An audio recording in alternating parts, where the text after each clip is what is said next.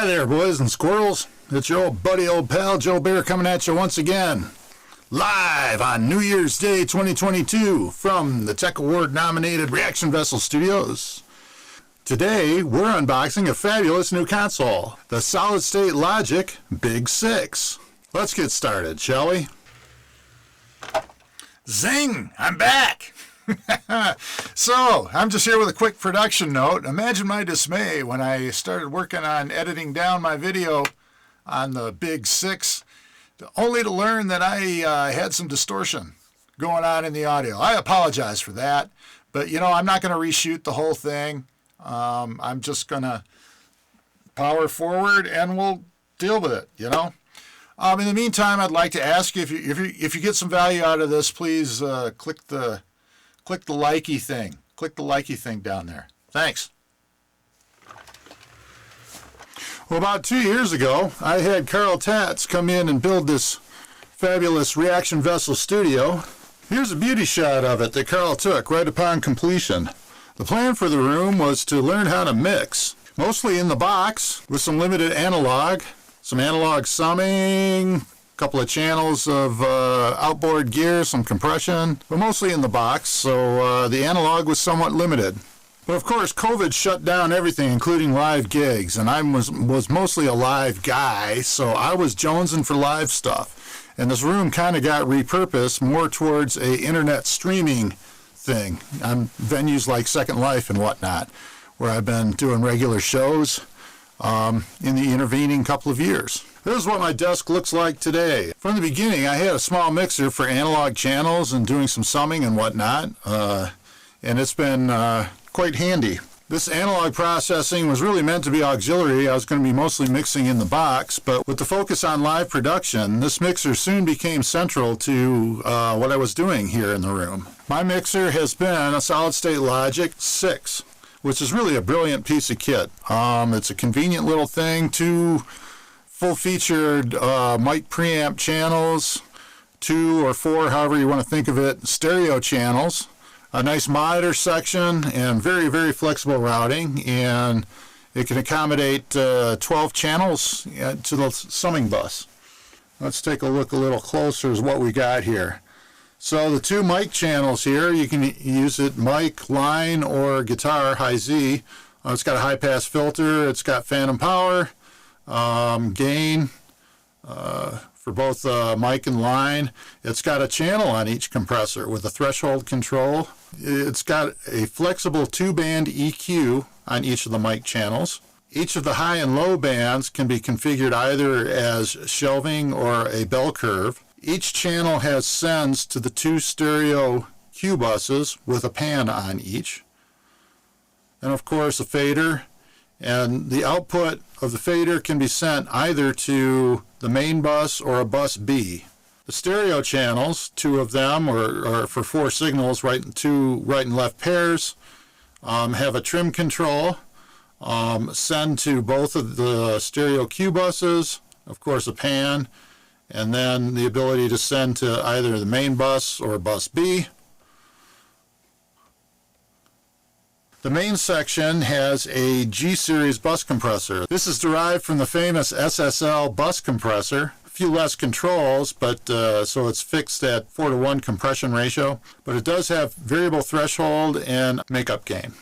The foldback section is flexible, and it's got a good monitor controller with a big knob for the monitor, and then an ability to add a few more signals and sum them into the main bus on the way out.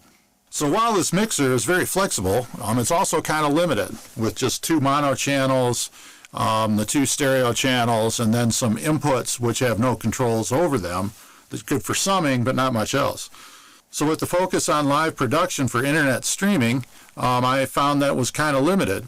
So about half a year ago, my rep at one of the larger music retailers asked me if there was anything I needed. And I replied back to him, the one thing that comes immediately to mind that I could use is unfortunately not made. The SSL 12. Take a 6, add a couple more stereo channels on faders, and turn the 2 mono channels into full-blown SSL channel strips.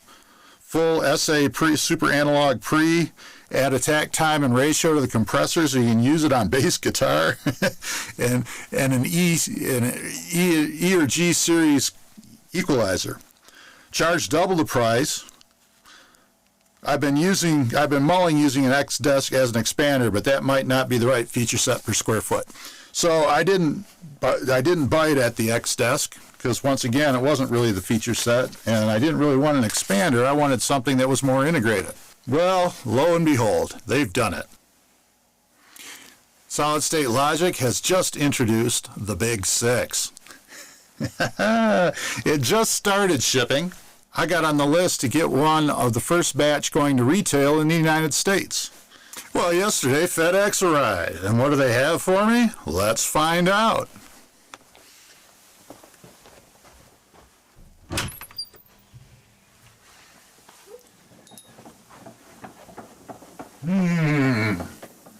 Intriguing. What is it? What could it possibly be?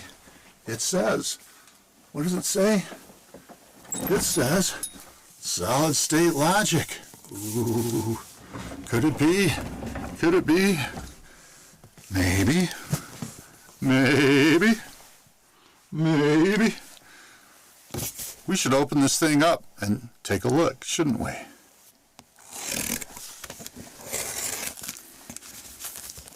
Got a packing slip. Shipped to me, FedEx ground.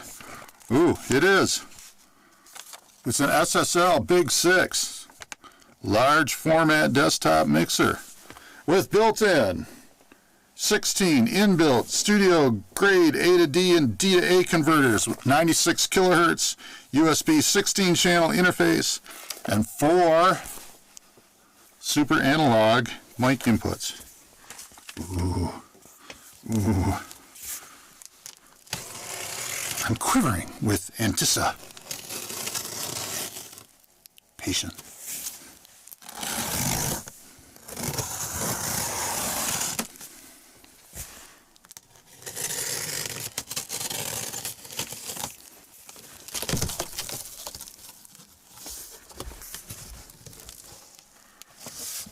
Oh, it says BiG.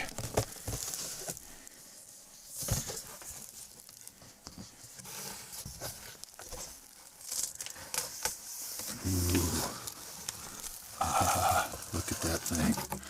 Look at that thing. Cool. Set down my knife over here. See if I can get this out with the sink up here. Nope. I'm going to have to put it on the floor. Well, hey, look at that. Ooh. That's something. It's big. It's a BiG SiX. It looks like a 6, but a BiG SiX. Let's look at the 6. It's been a nice board. Let's look at the BiG SiX. Actually, let's just take this thing out, shall we? Let's look at what else we get first. Okay, we got a quick start guide. It's not really a manual, is it? It's just a quick start guide. But, you know, in this day and age, we got PDFs for everything, right? Ooh. Welcome to BiG SiX. We'll set this aside for now. This just looks like a double page thing too. What's this?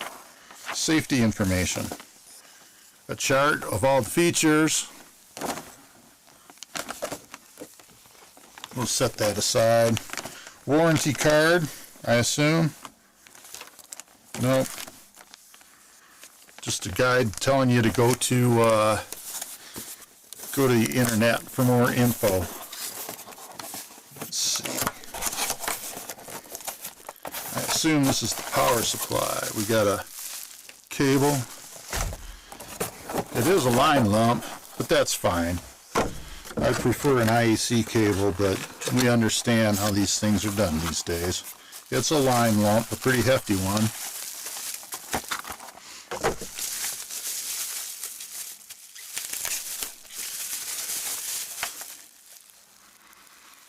If the 6 is any indication, the BiG SiX probably has this locking type of DIN connector, DIN-like connector.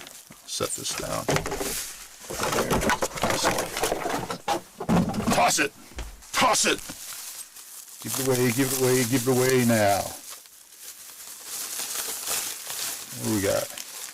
We got a Japan only IEC cable. I wonder what makes that Japan only. That doesn't even make sense. Got a US style IEC cable. I'll be needing that. Oh, and USB cables. USB-C to USB-C and USB-C to USB-A. Cool. Guys, this guy also, this is another thing that the original SiX does not have. This guy has 16 in and 16 out A to D on USB. You know, when I ordered this, I was thinking I didn't have a use for that, but the more I thought about it,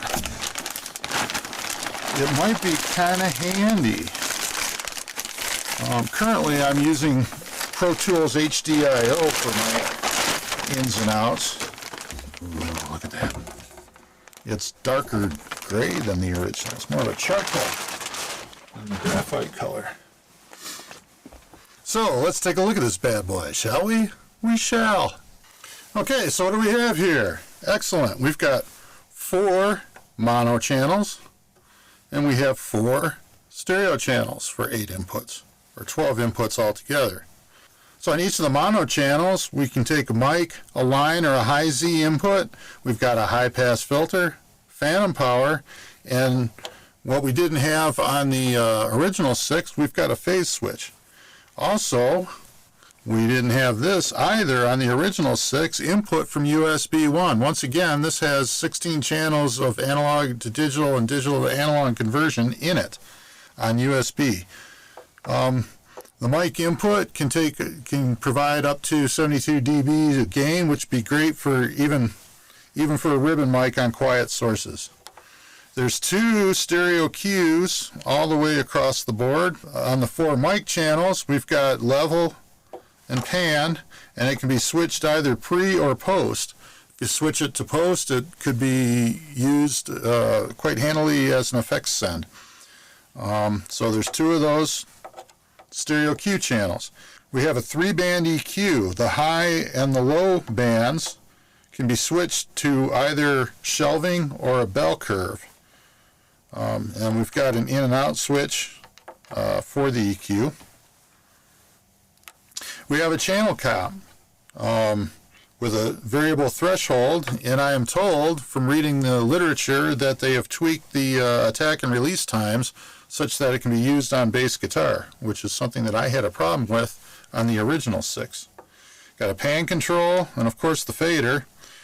Each of the 4 mono channels has an insert, send and return on the back panel. Each of these channels is also sent to USB, and the USB send can either be pre or post fade.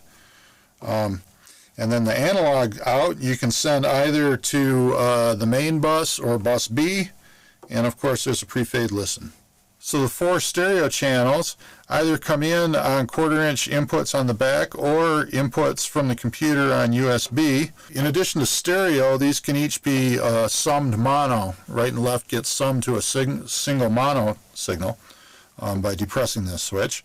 There's a trim control, so you can match it up to your -10 equipment, or if you need more gain or you want to pad it down a little bit. On the stereo channels, it has a level control, but there is no pan or balance, although it does still have the same pre or post, so that you can use these buses in an ideal manner for effects sends. It does have 3-band EQ, but in this case, on the stereo channels, the high and low bands are shelving only. We got a balance control, of course a fader, no compressor, but that's okay. Again, the USB out, there's USB stereo out of each of these channels, and that can be sent once again to either pre or post fade. And then the analog out, you can send either to the main bus or to bus B, and of course a pre-fade listen. Okay, we have 2 additional stereo inputs, a bit less featured, but they're there. That's handy. Either 1/4-inch on here, or you can get them sent from USB as well. So moving down, we have the famous SSL bus compressor. Again, it's a somewhat feature-reduced one. I think the ratio is set permanently at 4-to-1, I want to say. I can't remember. And the attack and release times are set to the most commonly used. You know, they polled many mix engineers and found that most of them use the bus compressor in a similar fashion. So they fixed the ratio and the attack and release times.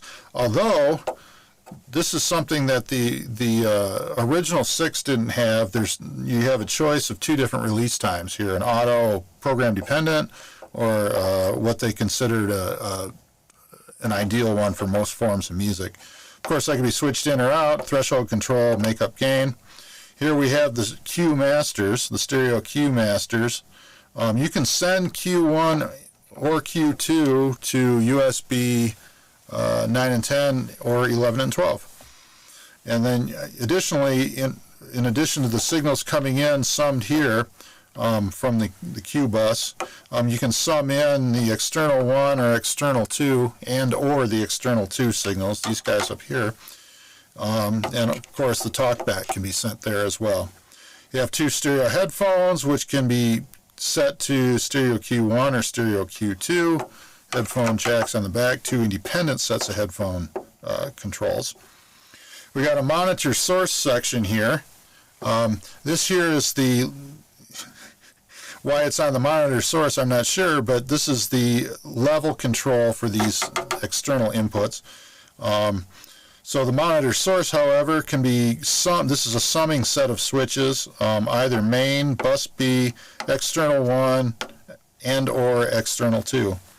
A monitor section where you can control 2 sets of monitors. You can sum to mono. You got a dim switch and a cut switch. And of course a control, in addition to the main volume control, there's a dim volume. Okay, bus B has a master, and that's sent to USB 13 and 14, and it can be muted. And then the main is summing as well. In addition to everything across the faders here, you can sum in external 1 and or external 2, which once again could be independently set to USB inputs as well. In addition, there's an stereo insert, send and return on the main, and this is fancy. This is this stereo Q1 can be sent to the G comp and then summed into the main bus. So what this is useful for is if you want to do New York style parallel compression. It's right in the mixer. How handy is that? Lastly, we've got a talk back in, of course, with a level. It's got phantom power. In addition, we have the listen mic compressor, which was used first most famously by Phil Collins on In the Air Tonight, and many other Phil Collins, Peter Gabriel. The drum sound from those 80s tunes is largely this listen mic compressor in a reverby room. Okay, so the back panel. On the original SiX, there was a mix of 1/4 inch and DB25 inputs and outputs. They've done away with the DB25s here, and it's all on 1/4 inch. And we've got a USB connection as well, power connection. So that's kind of it. Let us make a few adjustments here, and we'll put it up next to the original SiX and take a look at them side by side. So we set them up side by side. Let's take a look, shall we? There they are. Look at that. Family photo. I was not quite prepared for how much larger this bad boy was gonna be than this guy. I'll have to rethink my desk a little bit, but that's okay. So thanks for bearing with me. This has been an unboxing. I'm going to start hooking this thing up, and we'll put it through its paces, and we'll be back with additional videos on the operation of this guy. Get some first impressions, record some stuff, play some stuff live, check out the A to D conversion. Like I said earlier, I've got Pro Tools HD in here, which is my main A to D, but I'm thinking there might be a good chance that I can put the A to D in this. This is a bonus, right? In that letter that I wrote half a year ago postulating on the 12, I was like, yeah, give me four mic channels, right, with EQ I was hoping for a full like 611 EQ and a full compressor, but that's okay. You know, I was thinking just two of them, actually, two channels with full EQ and compression, and then double up on the stereo channels, which they've done. That's nice. They've also added EQ. It's 3-band EQ on these guys. That's cool. Although the stereo Q buses aren't really significantly different, the layout just makes more sense. I mean, on the little guy, you know, here's one stereo Q and the other one's over here. It's just kind of hard to keep. You know, it's not very intuitive. That's all. G-Bus compressor, they've added a second release time. I love the release time on this guy. I mean, I didn't see any reason to make any changes, but, you know, cool.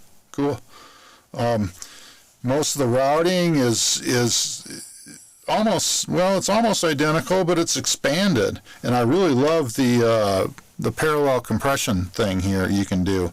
Send stereo Q1 to the G-Bus compressor and then mix in at main as a sidebar. And, you know, with the makeup gain, you can change the ratio of the compressed to the uncompressed. So that's going to be really cool. With the larger surface, it's just laid out better, right? I mean, it's more intuitive. You can get to everything you want to get to quicker. On this guy, the little guy, it had this alt thing. If you wanted to send 12 channels to the summing bus, right, you could do that, but you had to cannibalize these two channels by coming in on the alt. These alt inputs then got sent to the Q2, and then you send Q2 to the main. It was all kind of confusing. Now over here, you've just got more channels, and it's easier to wrap your mind around. But okay, once again, my name's Joe Bear.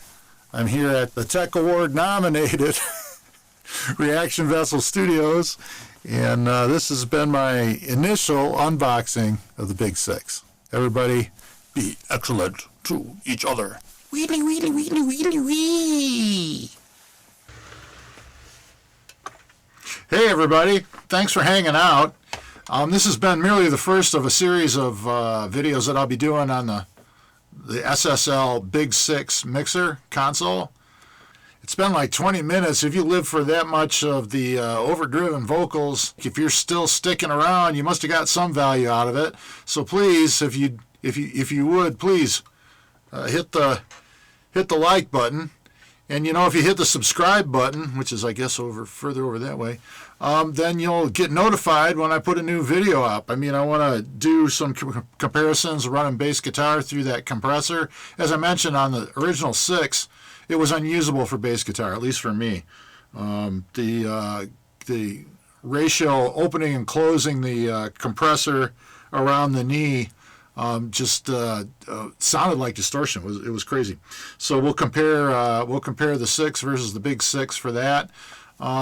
I don't know, a bunch of stuff. We'll get into that parallel compression, play with the USB system, and I've got some notes in my head developing already from things that I really like and things that I think could have been improved, could have been done a little differently. So at any rate, we'll see you around.